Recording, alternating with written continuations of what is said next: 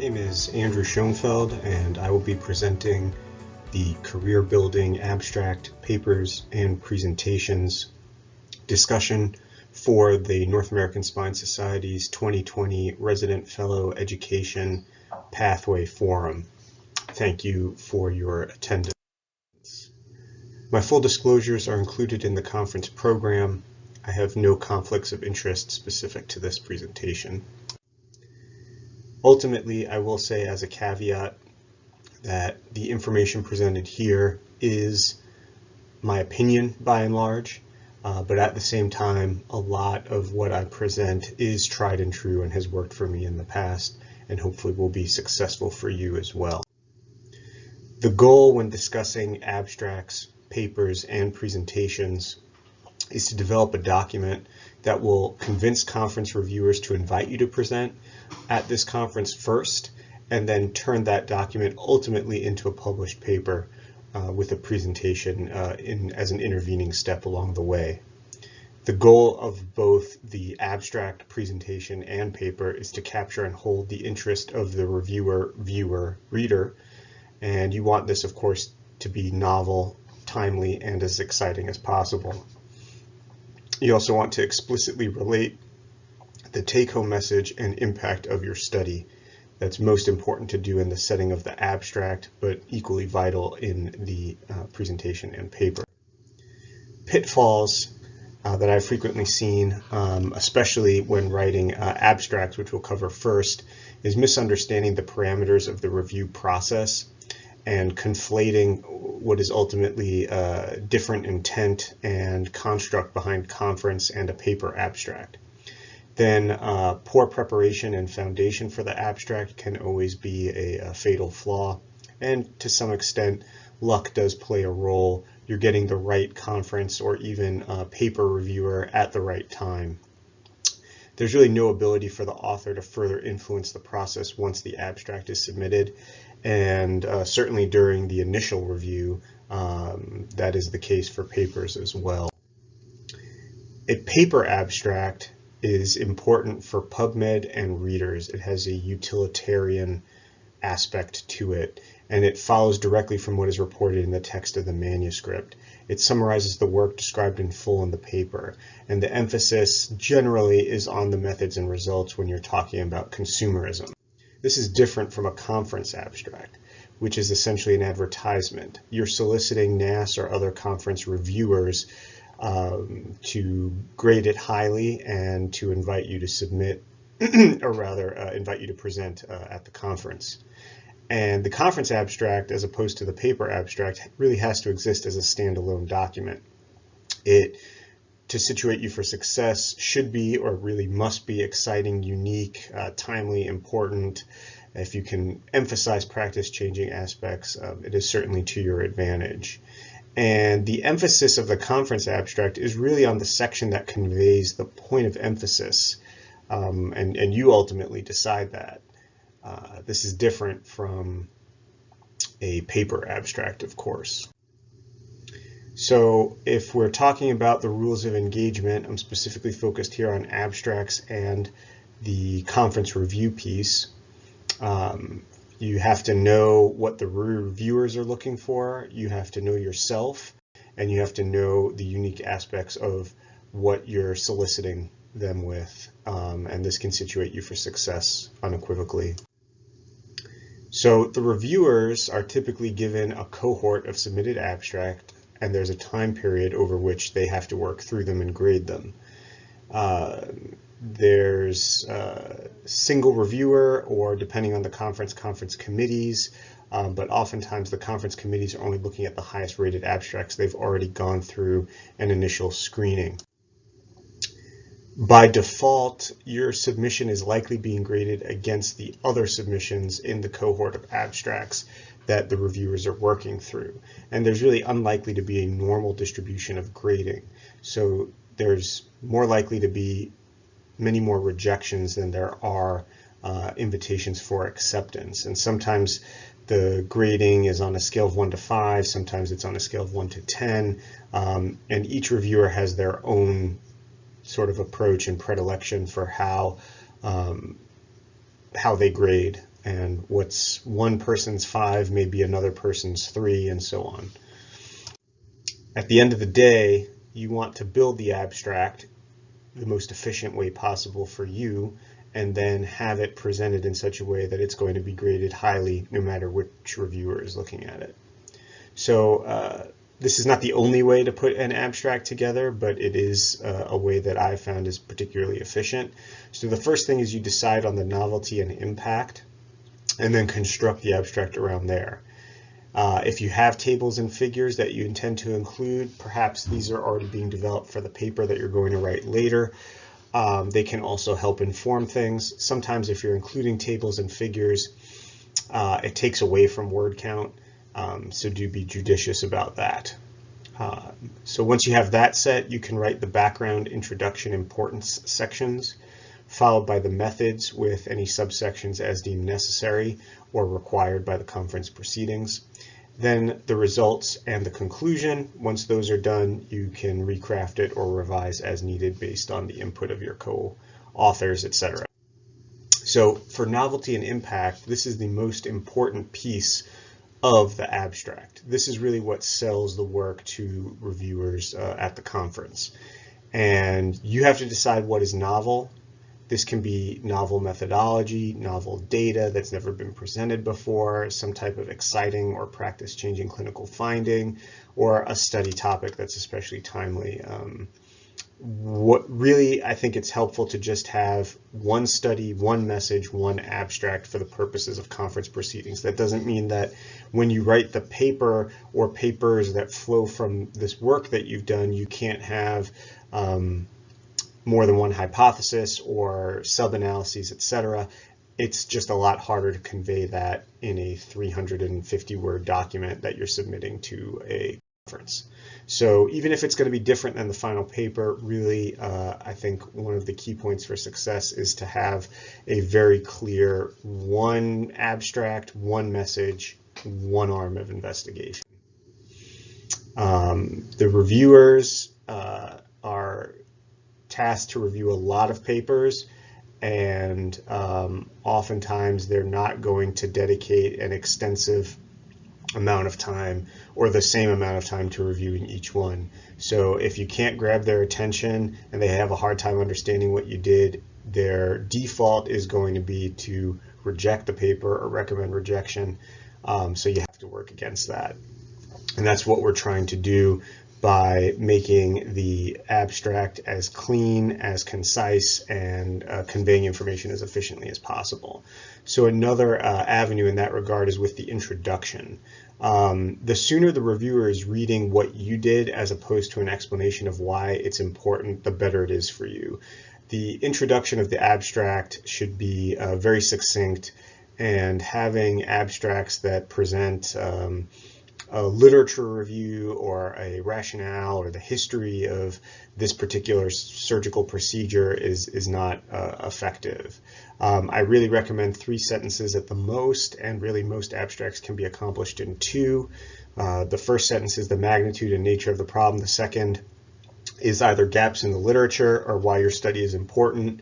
And if you're using 3, then the third one would be the intent of your work.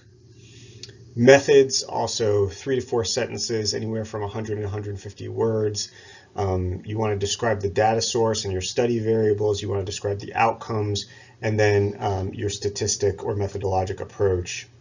And again, keeping in mind the slide a few minutes ago, be cautious about secondary sensitivity testing with regard to conference abstracts. You do not want to expend word count on mundane issues such as defining significance or in-depth statistical description, or describing how you define certain variables, or saying that this was approved by the IRB. A lot of that is going to be assumed and isn't necessary for a conference abstract. If the approach or methods are unusual, this is definitely important for you to take time to explain the rationale. And again, this is different from abstracts for study papers. This is really the only time that you get to speak to the reviewer, so to speak. The results should be encapsulated with a population demographic description, the outcomes, the results of your statistical tests, And if you're going to use tables and figures, it's really best for these to just reference material that's presented in the results. And if it can save you space, then that's advantageous. The conclusion, in many instances, keep in mind that this may be the portion of the abstract that is read first, and sometimes the only section that may be considered if the reviewer doesn't like what they see. So state the key findings, clearly express the influential component of the research, the take-home message, and don't get too much into limitations. So again, the abstract that you submit to the conference does not have to equal the abstract that is used in the paper. I can't emphasize that enough. This does not have to replicate your final paper's abstract. More emphasis on the conference abstract should go to the sellable points of the study that will get the abstract accepted for presentation. And because it's a sales pitch, it can be a little bit more cavalier with your points of emphasis than you would normally expect to see in a PubMed cited abstract. If you are including tables and figures, keep in mind that oftentimes it takes extra effort on the part of the reviewer to access these, so they may not always be inclined to do so. As a result, be judicious when using them. Make sure it's value added or illustrating a concept that is difficult to express within the abstract word count. Some people have proposed that use of tables and figures will help trigger reviewers' memory of their particular abstract. I don't see that that's commonly a finding. Most of the times the reviewers are grading in real time, not reading everything and then going back to grade abstracts. Keep that in mind. For the title, which can be decided toward the end as opposed to up front, many suggest that it's best to make the title a declarative statement, such as spine surgery is more effective than non-operative treatment for patients with spinal metastases. It's best to avoid bland descriptive statements as a title that don't really tell the reader or the reviewer very much about the findings or the paper. Personally, and again, this is my opinion, journalistic titles can be off-putting. You don't know how they'll be taken, so it's a best practice to avoid them. At the end of the day, ultimately do what feels best for you. I don't think it's likely that the abstract title either sinks or leads to success for the paper overall. And that goes for conferences as well as acceptance at journals. So in terms of the workflow, you want to define your authorship team. Not all authors on the paper have to be on the abstract. Sometimes the conference will limit the number of authors, so it has to be a more truncated group. But once you define the team, put the abstract together, then one round of revision with input from your team, confirm revisions with your senior personnel. If you're the first author, then with the senior author. If you have other first authors and you're the senior author, whatever works for your team, and then you should be good to go. Things to avoid: reviewer red flags, poorly motivated study, statistical approaches that make no sense, overinvestment in study findings, and multiple submissions in the same conference section that appear to be analytic frame shifts. So, this happens quite regularly with big data type studies where there's going to be a submission. You're reviewing one paper and it's talking about ACDF outcomes in smokers, and then with very similar methodology, the next paper is TLIF outcomes in smokers, and then ACDF outcomes in some type of medical condition like diabetes. Keep in mind that when you're submitting to the conferences, and this is a secret that many people don't realize, if you're submitting to the same subsection, you're essentially competing with yourself. And if you're submitting multiple abstracts, what's probably best to do is split them up. And this is not even just abstracts from the same study. It's abstracts that are just coming from your group. You want to split up your abstracts into the top tier, the ones that you absolutely think should be presented, and then maybe a second or third, and then spread those out into different committees find unique places to place them so that you're not competing against yourself. Lower tiered abstracts should go into the conference headings that typically get less traffic. There might be less volume in those areas and increase your chances of success. Be creative in finding ways to reflect the flavor of that category that you've targeted, and the capstone priority abstracts should represent your only submission in that particular category. So in terms of take-home points for the conference abstracts, decide on the novelty up front, build around that. One paper, one message, one abstract, can't influence that enough, and avoid reviewer red flags. So now that the abstract is in and you have your author order list together, it's time to really start writing.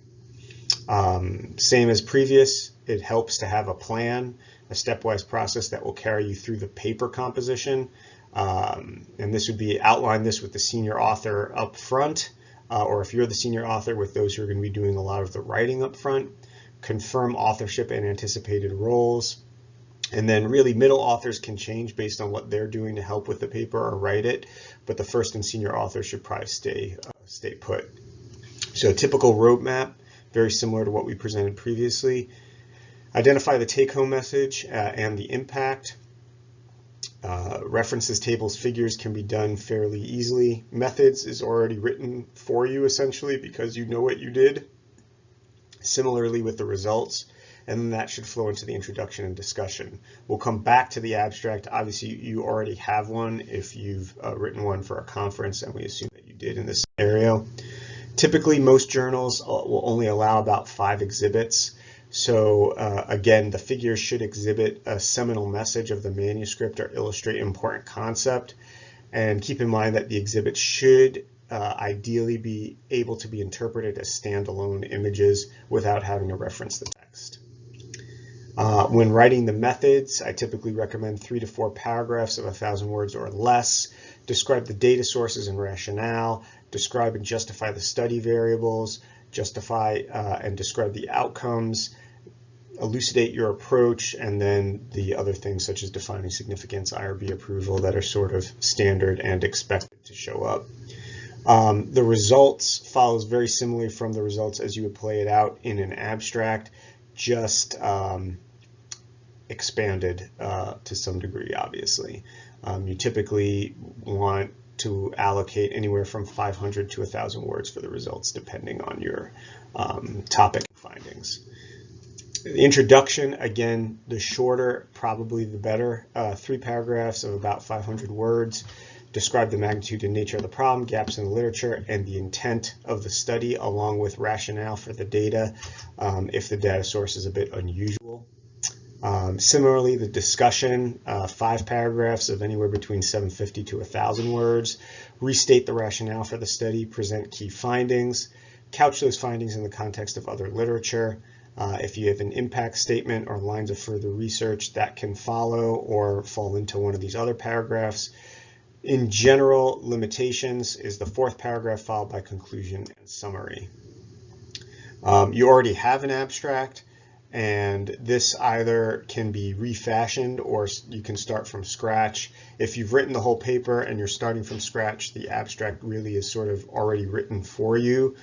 If it's done at the beginning, or you've already done it in the context of soliciting a conference, it can help you think about the project and lay the foundation for the paper itself. Ultimately, you want to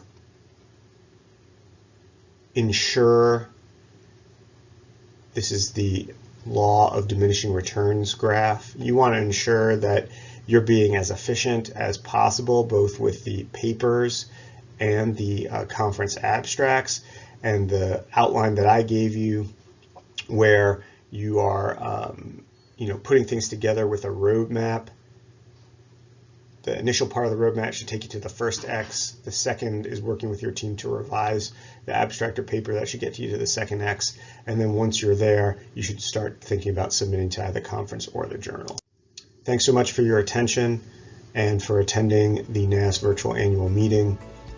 Best of luck to all of you in your conference and paper writing endeavors.